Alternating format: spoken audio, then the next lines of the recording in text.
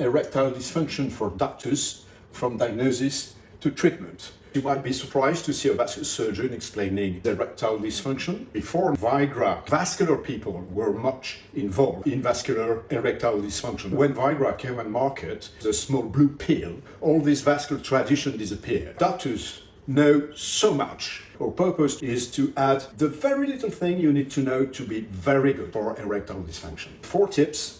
Answer patients' most important question, identify causes of erectile dysfunction, set up prevention, and all treatment options. First, what erection is about. It's a vascular phenomenon. This is in the OR.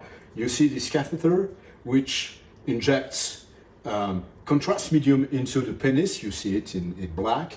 And you see the tremendous erection. So you see that erection is an hydrodynamic phenomenon. The entry of blood into the penis is the center of the phenomenon, but you need hormones and a psychological atmosphere, and before all that, a nervous trigger. So it's a vascular phenomenon driven by a nervous impulse, supported by hormonal climax and psychological atmosphere.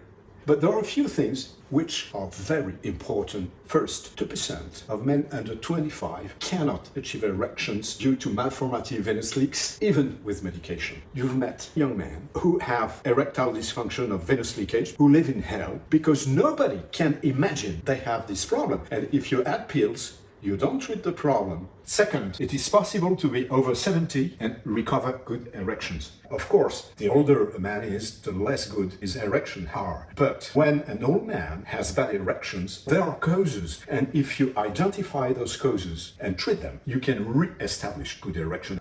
Third point, 40% of patients do not respond to PDE5 inhibitors like Viagra and Cialis. Half of them actually have vascular disease. Most cases of erectile dysfunction resistant to PDE5 inhibitors is due to vascular problems. The last thing is erectile dysfunction is not a disease, it is a symptom. So for erectile dysfunction, as for fever, as for pain, find a cause to help your patient. Now, what is in this patient's brain? The most important question is it in my brain or in my penis for a man facing erectile dysfunction? Actually, it's very easy to have indication pointing either to a psychological cause or to a somatic cause. You have to ask how your patient erections are in the 3 circumstances of the erectile life. How are his morning erections? How are the erections during sexual intercourse? And how are erections during masturbation? And for that, there is the erectile hardness score.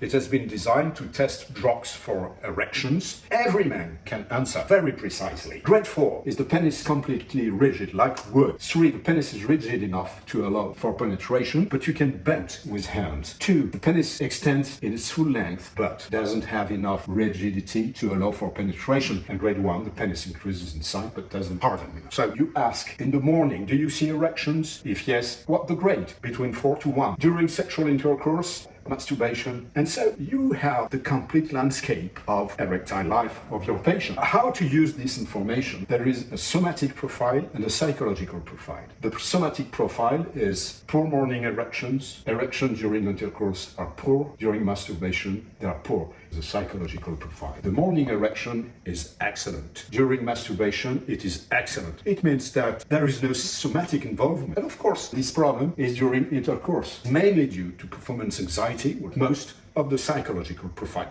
So your patient comes, he has this very important question in mind. You ask him, morning intercourse, masturbation, grade 1 to 4, you see how simple it is to answer the main questioning of your patient. With 3 questions, you've been able to understand that the erectile dysfunction is rather somatic than psychological. So the next step is to know the causes with a very limited set of exams to have a full knowledge of those mechanisms. If the profile is somatic, the first exam you're going to prescribe is penile duplex sonography with a pharmacological injection of drops into the penis to provoke erection.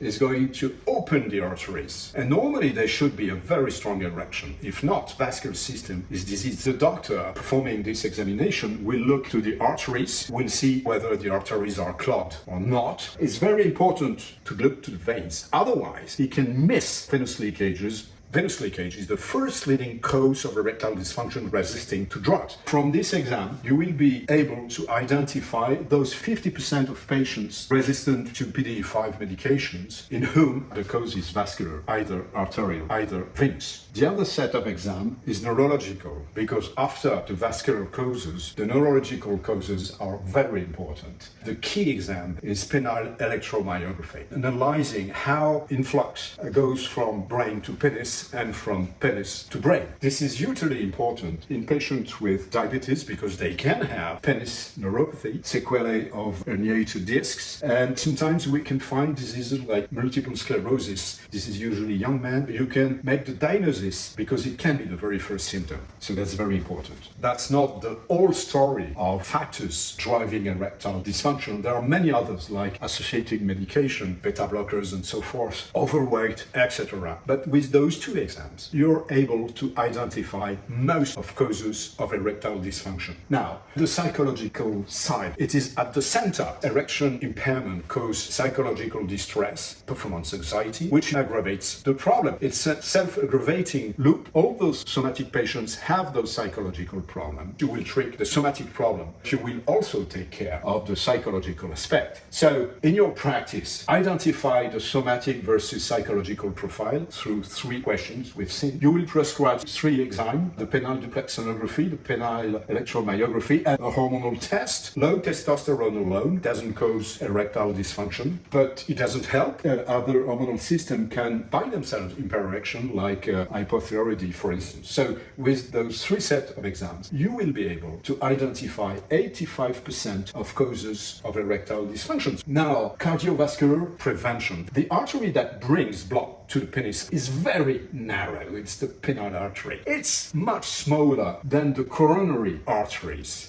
So what does it mean? When a patient develops atherosclerotic plaques, those plaques will start to have consequences in the smallest arteries. So the first symptom will be erectile dysfunction in terms of symptoms. This is an alarm system. It is the first to be targeted by atherosclerosis. Just the symptom, erectile dysfunction, doubles the risk of stroke and myocardial infarction for the next 3 years. It's a signal by itself. And so you will look for silent lesions in the coronaries, in the carotid. You will identify the risk factors. There is another set of prevention that is very important, which is mental health. Men with drug-resistant erectile dysfunction live a very difficult situation. We must help them and take care of these psychological aspects. Now we're coming to treatments. The one option is the blue pill. Well, this helps, but there are many men resistant to blue pills. 40%, half of them with vascular disease. Now the second popular treatment is a penile implant to replace the natural erection. This is a real solution for many men, but in between there are other solutions. Your patient, they want other options.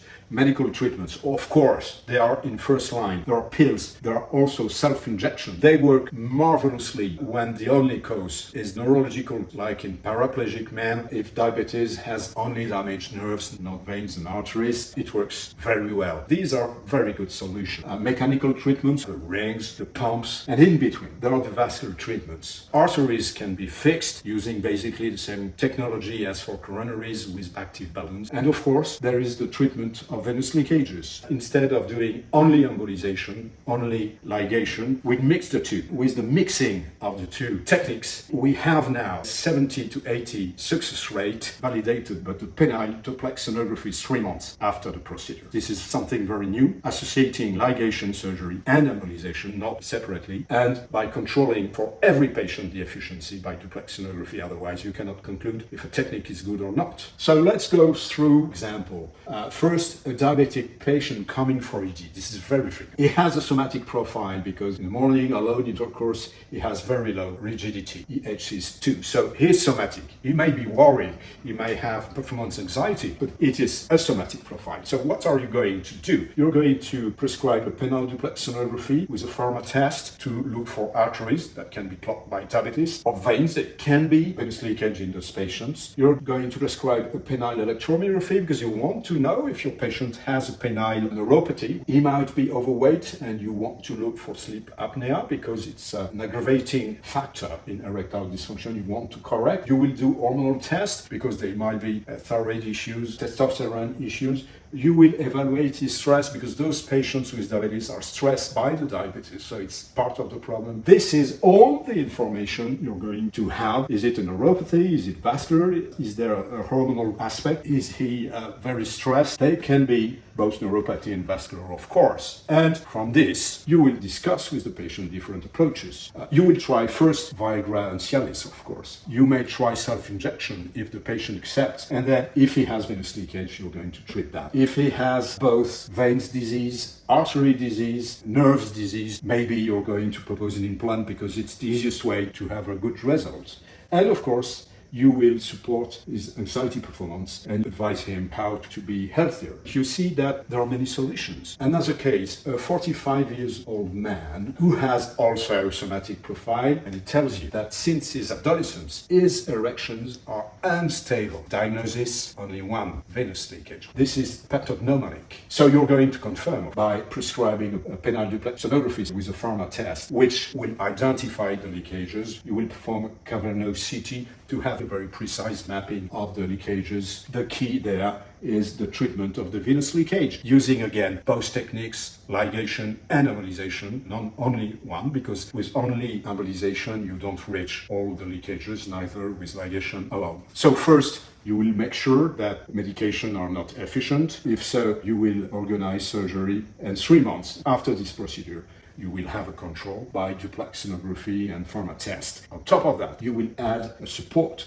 for performance anxiety. Another situation, 75, is just met a woman, they want to have sex, but it doesn't work. You will perform the exams. And from that, you will identify the mechanism. I've operated on many men over 60, 65 with venous leakage with good results. At those ages, testosterone usually is low. The consequence is low desire. You will correct this hypoandrogyny with all the precautions needed. So you will have tried medication first after correction hypoandrogyny, because sometimes this makes PDE5, Viagra, etc. non-efficient. So you correct the hormonal problem and then you test again the pills. If they don't work, then you go for surgery and embolization. You control it and you support performance anxiety. Last, 23-year-old, another doctor told him at 23, you always have good erections, which is not true. He has a somatic profile. You do the duplex sonography and the cavernous CT, and you find venous leakage. And of course, the treatment can save life. At the beginning of his